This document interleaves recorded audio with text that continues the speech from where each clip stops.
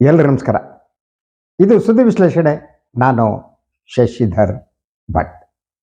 ಇದು ನನ್ನ ಡಿಜಿಟಲ್ ವಾಹಿನಿ. ಇದನ್ನು ಲೈಕ್ ಮಾಡಿ, ಸಬ್ಸ್ಕ್ರೈಬ್ ಮಾಡಿ, ಬೆಲ್ ಐಕಾನನ್ನು ಪ್ರೆಸ್ ಮಾಡೋದಕ್ಕೆ ಮರಿಬೇಡಿ. ಹಾಗೆಯೇ ಸಾಧ್ಯ ಆದರೆ ಸಹಾಯ ಮಾಡಿ, ಸ್ವತಂತ್ರ ಪತ್ರಿಕೋದ್ಯಮವನ್ನು ಉಳಿಸಿ ಬೆಳೆಸಿ. ಇವತ್ತು ಸರ್ವೋಚ್ಚ ನ್ಯಾಯಾಲಯದ ಮುಂದೆ ಒಂದು ಮಹತ್ವದ ವಿಚಾರದ ಕುರಿತು ವಿಚಾರಣೆ ನಡೆಯಲಿದೆ. ಅದು ಈ ದೇಶದ ಚುನಾವಣಾ ಆಯೋಗದ ಮುಖ್ಯ ಆಯುಕ್ತರ ನೇಮಕಕ್ಕೆ ಸಂಬಂಧಪಟ್ಟದ್ದು. ಇದು ಮಹತ್ವದ್ದು ಅಂತ ಹೇಳೋದಕ್ಕೆ ಕಾರಣಗಳಿವೆ. ಈ ಒಂದು ವಿಚಾರಣೆ ಇವತ್ತು ಬರುವುದಕ್ಕೆ ಮೊದಲು ತರಾತುರಿಯಿಂದ ಜ್ಞಾನೇಶ್ ಕುಮಾರ್ ಅನ್ನುವವರನ್ನ ಈ ದೇಶದ ಮುಖ್ಯ ಚುನಾವಣಾ ಆಯುಕ್ತರನ್ನಾಗಿ ನೇಮಿಸಲಾಗಿದೆ. ಈ ಬಗ್ಗೆ ಪ್ರತಿಪಕ್ಷಗಳು ಟೀಕಿಸಿವೆ. ಅದರ ಜೊತೆಗೆ ಇಡೀ ಆಯ್ಕೆ ಏನಿದೆ, ಮುಖ್ಯ ಚುನಾವಣಾ ಆಯುಕ್ತರ ಆಯ್ಕೆಗೆ ಸಂಬಂಧಪಟ್ಟ ಹಾಗೆ ತಕರಾರಿದೆ. ತಮಗೆ ವಿಚಾರ ಗೊತ್ತಿರಬಹುದು ಅಂತ ಅಂದ್ಕೊಂಡಿದ್ದೀನಿ. ಯೂಸ್ವಲಿ ಮೊದಲು ಚುನಾವಣಾ ಆಯುಕ್ತರ ಆಯ್ಕೆ ಇದೆಯಲ್ಲ, ಅದನ್ನ ಮಾಡೋದಲ್ಲ, ಆ ಸಮಿತಿಯಲ್ಲಿ ಪ್ರಧಾನಿಗಳು, ಪ್ರತಿಪಕ್ಷದ ನಾಯಕರು, ಹಾಗೆ ಸರ್ವೋಚ್ಚ ನ್ಯಾಯಾಲಯದ ಮುಖ್ಯ ನ್ಯಾಯಾಧೀಶರು ಇರ್ತಾ ಇದ್ರು. ಆದರೆ ಮೋದಿ ಮತ್ತು ಅಮಿತ್ ಶಾ ಇಬ್ಬರು ಸೇರಿ ಅವರ ಸರ್ಕಾರ ಕಾನೂನನ್ನು ಬದಲಿಸಿ ಈ ಸಮಿತಿಯಿಂದ ಮುಖ್ಯ ನ್ಯಾಯಾಧೀಶರನ್ನ ಎತ್ತಂಗಡಿ ಮಾಡಲಾಯಿತು. ಯಾಕೆ? ಮುಖ್ಯ ನ್ಯಾಯಾಧೀಶರು ಈ ಸಮಿತಿಯಲ್ಲಿದ್ದರೆ ಏನಾಗ್ತಿತ್ತು? ಮುಖ್ಯ ನ್ಯಾಯಾಧೀಶರ ಬದಲಾಗಿ ಈಗ ಈ ಸಮಿತಿಯಲ್ಲಿ ಪ್ರಧಾನಿಗಳು, ಗೃಹ ಸಚಿವ ಅಮಿತ್ ಶಾ ಅವರು ಮತ್ತು ವಿರೋಧ ಪಕ್ಷದ ನಾಯಕರಾಗಿರುವ ಸನ್ಮಾನ್ಯ ರಾಹುಲ್ ಗಾಂಧಿ ಅವರು ಇದ್ದಾರೆ. ಈ ಮೂವರ ಸಮಿತಿಯಲ್ಲಿ ನಾಮಕಾವಸ್ಥೆ ಇರುವವರು ಅಂತಾರೆ ಪ್ರತಿಪಕ್ಷದ ನಾಯಕರು. ಯಾಕೆಂದ್ರೆ ಮೋದಿ ಮತ್ತು ಅಮಿತ್ ಶಾ ಯಾವ ತೀರ್ಮಾನ ತಗೋತಾರೋ ಅದು ಇಂಪ್ಲಿಮೆಂಟ್ ಆಗುತ್ತೆ. ಈ ಸಭೆಯ ಕುರಿತು ಕೂಡ ರಾಹುಲ್ ಗಾಂಧಿಯವರು ಪ್ರತಿಕ್ರಿಯೆಯನ್ನು ವ್ಯಕ್ತಪಡಿಸಿದ್ದಾರೆ. ಅದರ ಜೊತೆಗೆ ಅವರೊಂದು ಮಾತನ್ನ ಹೇಳಿದ್ದಾರೆ.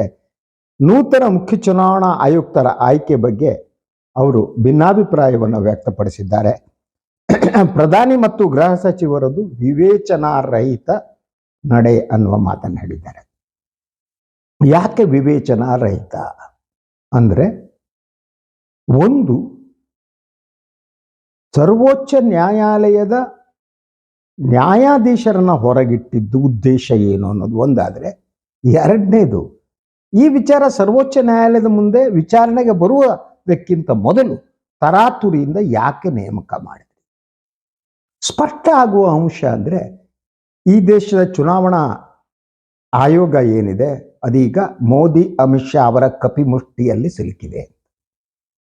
ಈ ಮಾತನ್ನ ನಾವು ಜವಾಬ್ದಾರಿಯಿಂದ ಆಡೋಕೋದಕ್ಕೂ ಕಾರಣಗಳಿವೆ.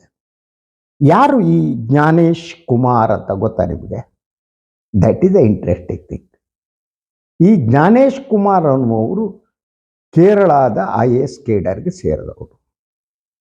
ಅವರು ಬಹಳ ವರ್ಷಗಳ ಕಾಲ ಗೃಹ ಇಲಾಖೆಯಲ್ಲಿ ಇದ್ರು. ಅಮಿತ್ ಶಾ ಅವರ ಬಲಗೈ ಎಡಗೈ ಎಲ್ಲ.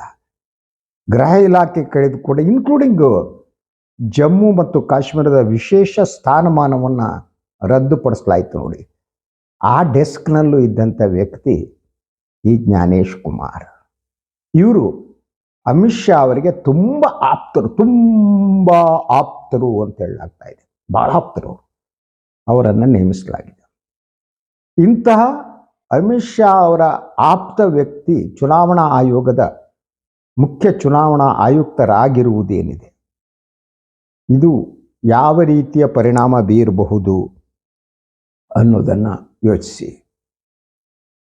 ಇದಕ್ಕೆ ರಾಹುಲ್ ಗಾಂಧಿ ಅವರು ಬಹಳ ಸ್ಪಷ್ಟವಾಗಿ ಈ ಮಾತನ್ನ ಹೇಳಿದ್ದಾರೆ. ಅವರು ಪಾರ್ಲಿಮೆಂಟ್ನಲ್ಲೂ ಕೂಡ ಈ ಬಗ್ಗೆ ಹೇಳಿದ್ದಾರೆ. ಅದರ ಜೊತೆಗೆ ಉಳಿದವರು ಕೂಡ, ಪ್ರಶಾಂತ್ ಭೂಷಣ್ ಅವರು ಅವರೇ ಪ್ರಕರಣ ದಾಖಲಿಸಿದ್ದು ಸರ್ವೋಚ್ಚ ನ್ಯಾಯಾಲಯದಲ್ಲಿ. ಸೊ ಇದು ಈಗ ಒಂದು ಹಂತಕ್ಕೆ ಬಂದು ನಿಂತಿದೆ. ಯಾವ ಹಂತ ಗೊತ್ತಾ? ಈ ದೇಶದಲ್ಲಿ ಜನತಂತ್ರ ಉಳಿಯಬೇಕೋ ಬೇಡವೋ ಅನ್ನೋದು ಪ್ರಶ್ನೆ.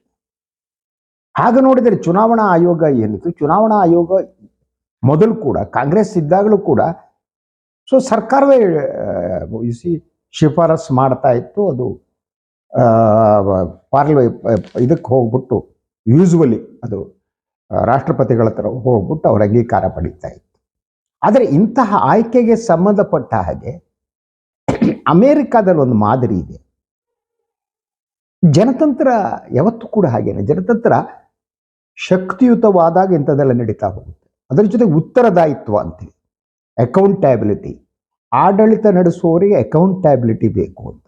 ಭಾರತದಲ್ಲಿ ಅಂತಹ ಅಕೌಂಟಬಿಲಿಟಿ ಅನ್ನೋದೇ ಇಲ್ಲ. ಯಾಕಂದ್ರೆ ನಾವು ದೈವ ಪೂಜಕರು, ನಾವು ದೈವವನ್ನು ಸೃಷ್ಟಿಸ್ತಾ ಹೋಗ್ತೀವಿ. ಭಾರತೀಯರು ದೇವರಿಲ್ಲದೆ ಭಾರತೀಯರು ಬದುಕಲ್ಲ. ಅವರು ದೇವರನ್ನ ಸೃಷ್ಟಿ ಮಾಡ್ತಾ ಮಾಡ್ತಾ ಮಾಡ್ತಾ ಹೋಗುವಂಥವ್ರು. ಅದು ಒಂದು ರೀತಿಯ ಮಾನಸಿಕ ಅವಲಂಬನೆ. ಆ ಅವಲಂಬನೆ ಕೇವಲ ದೈವ ಅನ್ನುವುದನ್ನು ನಾನು ಇನ್ನೊಂದು ರೀತಿಯಲ್ಲಿ ಹೇಳ್ತೀನಿ. ಅವರಿಗೀಗ ಮೋದಿ ದೇವರು, ಅಮಿತ್ ಶಾ ದೇವರು. ನೀವು ಅಲ್ಲ ಅಂದರೆ ನಿಮ್ಗೆ ಉಗಿತಾರೆ. ಅವರನ್ನ ದೇವರನ್ನಾಗಿಸಲಾಗಿದೆ, ಅವರು ಮಾಡಿದ್ದೆಲ್ಲ ಸರಿ ಅನ್ನೋದು. ಸೊ ಇದು ಏನಾಗುತ್ತೆ ಅಂದರೆ ಇದು ಸರ್ವಾಧಿಕಾರಿ ವ್ಯವಸ್ಥೆಯತ್ತ ನಮ್ಮನ್ನು ಕೊಂಡೊಯ್ಯುತ್ತೆ. ನಾನು ಅಮೇರಿಕದ್ದು ಹೇಳ್ತಾ ಇದ್ದೆ. ಅಮೇರಿಕಾದಲ್ಲಿ ಇಂಥ ಯಾವುದೇ ನೇಮಕ ಆದರೂ ಕೂಡ ಅವರು ಕಾಂಗ್ರೆಸ್ ಮುಂದೆ ಹಾಜರಾಗಬೇಕು. ಕಾಂಗ್ರೆಸ್ನ ಪಾರ್ಟಿ ಅಲ್ಲ. ಸೊ ಅಮೇರಿಕಾದ ಸಂಸತ್ನಲ್ಲಿ ಕಾಂಗ್ರೆಸ್ ಏನಿದೆ ಅದರ ಮುಂದೆ ಅವರು ಹಾಜರಾಗಬೇಕಾಗತ್ತೆ. ಅವರು ಕೇಳುವ ಪ್ರಶ್ನೆಗಳಿಗೆ ಉತ್ತರ ಕೊಡಬೇಕು. ಹೀಗಲ್ಲ, ಅವ್ರನ್ನೆಲ್ಲ ಒಂದು ರೀತಿ ಅವ್ರ ನೇಮಕಕ್ಕಿಂತ ಮೊದಲು Congress will have to approve ಅಂತ, ಅಂದರೆ parliament will have to approve ಅಂತ. ಆದರೆ ಇಂಡಿಯಾದಲ್ಲಿ ಯಾವ ಸ್ಥಿತಿ ಬಂತು ನೋಡಿ. ನಾನು ಅದನ್ನ ಹೇಳ್ತಾ ಇದ್ದೆ, ಕಾಂಗ್ರೆಸ್ನವರು ಏನು ಸುಭಗ್ರು ಅಂತ ನಾನು ಹೇಳ್ತಾ ಇಲ್ಲ. ಆದರೆ ಕಾಂಗ್ರೆಸ್ ಇದ್ದಂಥ ಸಂದರ್ಭದಲ್ಲಿ ಅವರ ನೇಮಕದಲ್ಲಿ ಕಾಂಗ್ರೆಸ್ ಸರ್ಕಾರ ಮಾಡಿದರೂ ಕೂಡ ಇಡೀ ಚುನಾವಣಾ ಆಯೋಗದ ಇತಿಹಾಸದಲ್ಲಿ ಸ್ವತಂತ್ರವಾಗಿ ನಿರ್ವಹಣೆ ಮಾಡುವಂಥ ಚುನಾವಣಾ ಆಯುಕ್ತರು ನೇಮಕಗೊಂಡಿದ್ದು ಕಾಂಗ್ರೆಸ್ ಇದ್ದಂಥ ಸಂದರ್ಭದಲ್ಲಿ. TN ಶೇಷನ್ ನೆನಪಿರ್ಬೇಕಲ್ವಾ? TN ಶೇಷನ್ ಚುನಾವಣಾ ಮುಖ್ಯ ಆಯುಕ್ತರಾಗಂಥ ಸಂದರ್ಭದಲ್ಲಿ ಹಿ ಡಿಡ್ ಎವ್ರಿಥಿಂಗ್. ಅದಾದ್ಮೇಲೆ ಚುನಾವಣಾ ಆಯುಕ್ತರು ಒಬ್ಬರಿದ್ರೆ ಬೇಡ ಅಂತ 3 ಜನರು ಮಾಡಿ ಆ ಶಕ್ತಿ ಕುಂದಿಸುವ ಪ್ರಕ್ರಿಯೆ ಪ್ರಾರಂಭ ಆಯಿತು.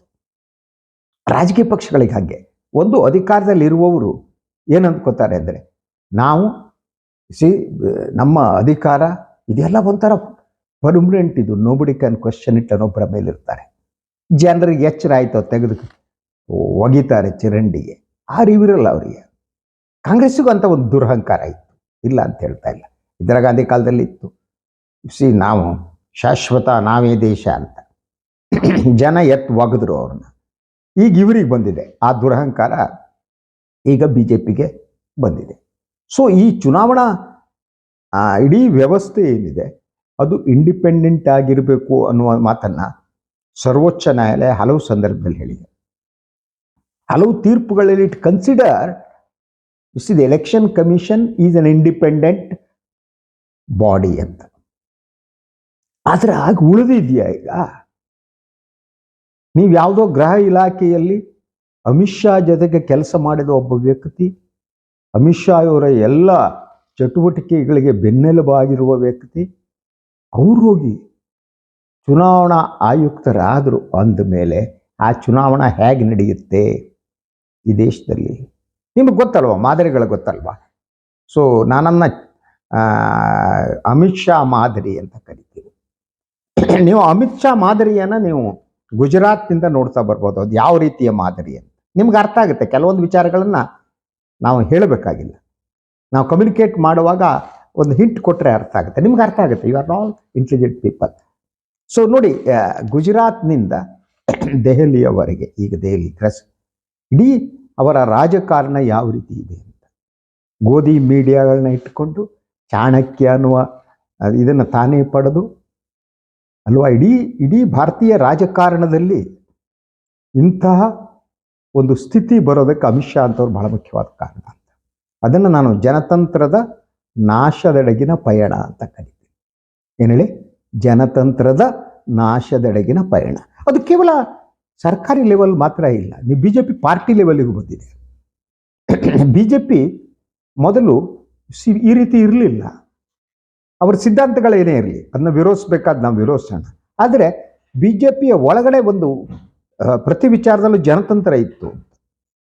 ಕಾಂಗ್ರೆಸ್ಗಿಂತ ಹೆಚ್ಚು ಜನತಾಂತ್ರಿಕವಾದ ಅಂಶಗಳು ಬಿ ಜೆ ಪಿ ಒಳಗೆ ಒಂದು ಕಾಲಘಟ್ಟದಲ್ಲಿದ್ದವು. ಆ ಕಾರಣಕ್ಕೆ U see that especially Vajpayee ಅವರು ಸಿ 20-25 ಪಕ್ಷ ಇಟ್ಕೊಂಡು ಮಾಡಿದ್ದು ಒಳಗಡೆ ಡೆಮೊಕ್ರೆಟಿಕ್ ವ್ಯಾಲ್ಯೂಸ್ ಇತ್ತು. ಈಗ ಮೋದಿ ಅಮಿತ್ ಶಾ ಅದನ್ನು ನಾಶಪಡಿಸಿದ್ದಾರೆ. ಹೇಗೆ ಅಂತ ಹೇಳ್ತೀವಿ, ಇಬ್ಬರೇನೆ ಅಲ್ಲಿ ನೀವು ಇಡೀ ಬಿ ಜೆ ಪಿಯಲ್ಲಿ ಯಾರಾದರೂ ಮೋದಿ ವಿರುದ್ಧ ಅಮಿತ್ ಶಾ ವಿರುದ್ಧ ಬಾಯಿ ಬಿಡುವ ಸ್ಥಿತಿಯಲ್ಲೇ ಇಲ್ಲ. ಬಾಯಿ ಬಿಟ್ಟರೆ ಕಥೆ. ಅದ್ರ ಜೊತೆಗೆ ನಾನು ಈ ಹಿಂದಿನ ವಿಶ್ಲೇಷಣೆಗಳು ಹೇಳಿದ್ದೀನಿ, ಬಿ ಜೆ ಪಿ ಅಧ್ಯಕ್ಷರ ಆಯ್ಕೆಯನ್ನು ಮಾಡದಿರುವ ಸ್ಥಿತಿ ನಿರ್ಮಾಣ ಆಗಿದೆ. ಇವರು ನಡ್ಡಾ ಅವರು ಹೋಗ್ಬೇಕಾಗಿತ್ತು, ಇಷ್ಟೊಂದು ಮುಗಿದೋಗಿದೆ ಅವರ ಅವಧಿ. ಆದರೆ ಅವ್ರನ್ನ ಯಾಕೆ ಇಟ್ಕೊಂಡಿದ್ದಾರೆ ಗೊತ್ತಾ? ನಡ್ಡಾ ಅನ್ನುವರು ಮೋದಿ ಅಮಿತ್ ಶಾ ಅವರ ಬಹುದೊಡ್ಡ ಚೇಲ. ಅವರು ಸ್ವತಂತ್ರ ವ್ಯಕ್ತಿತ್ವ ಇಲ್ಲ ಅವರಿಗೆ, ಜಿ ಹುಜೂರ್ ರಾಜಕಾರಣಿ.